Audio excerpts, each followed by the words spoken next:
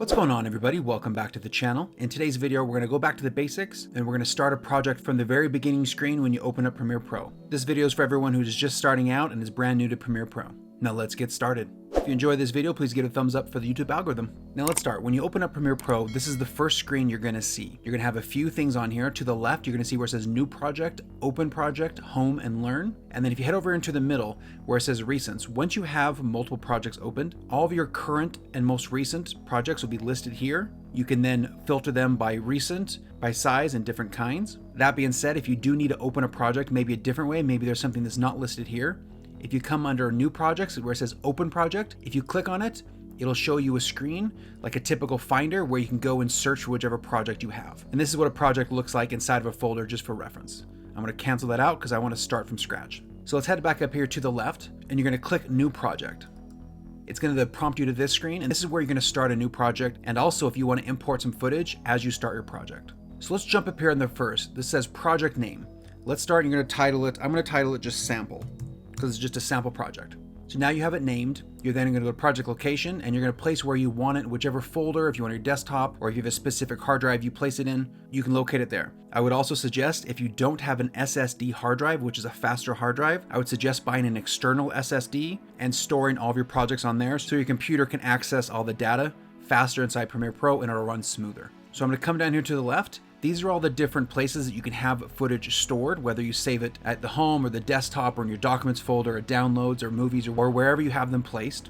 And then down here below are the devices. So these will be external hard drives that are plugged into your computer. You can access all the items from those places. And it can be videos, it can be photos, it can be music, it can be song, whatever it may be, you can access and import any of them. I have clicked the sample media, and these are all videos that Adobe provides just for samples if you don't have them, if you want to practice and work on them. But if I wanted to access, say, footage off my external hard drive, I'll come down to my external hard drive, and I have footage here that I want to access, and you can just pick and choose from there. But I'm going to go back to the sample media just because you guys will have the same thing on your Premiere Pro.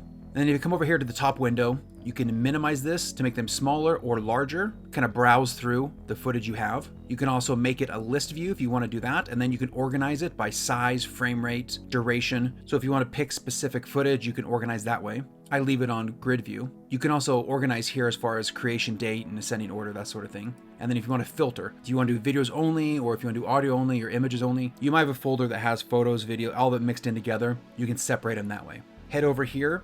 You can click on copy media, which if this is not placed, this is what I use.